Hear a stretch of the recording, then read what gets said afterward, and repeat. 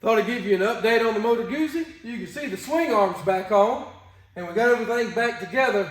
But wait a minute, we got another problem.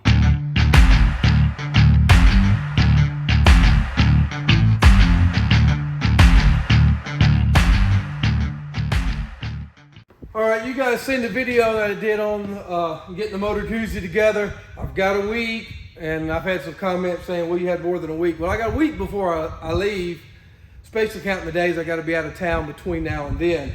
But I rode across another problem. I got the swing arm back on, working good, got new bearings in. I would reset up the shocks with the new bearings. Everything seems to be really working well. The test obviously will be Daytona. But when I got to putting everything back, I noticed that I had this crack that ran all the way through here.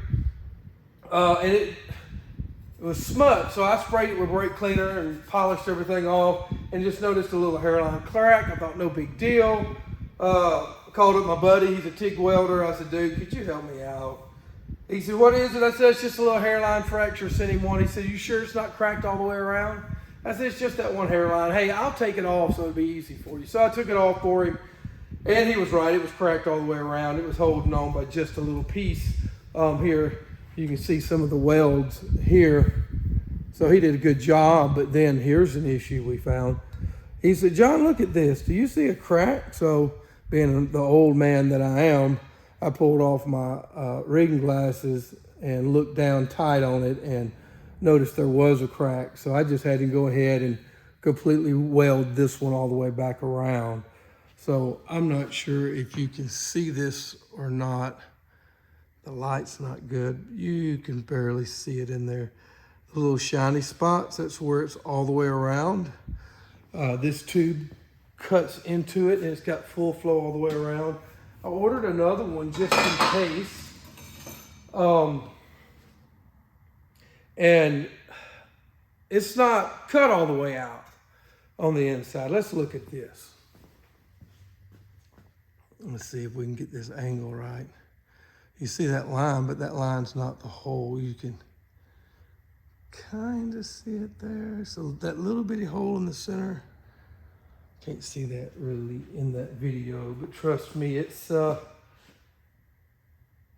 half-inch thick, half-inch in diameter hole.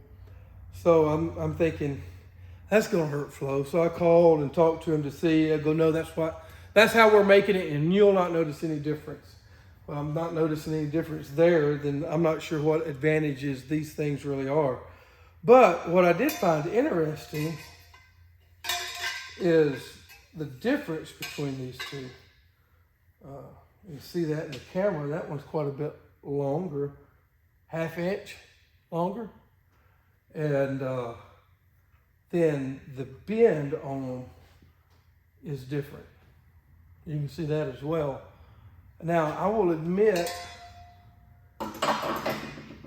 on this one, I had trouble with the exhaust sliding all the way up far enough to cover the slit in the exhaust so I could clamp it down. So, I haven't decided which one I'm gonna go yet. I'll fit them up on the bike and see how it works. But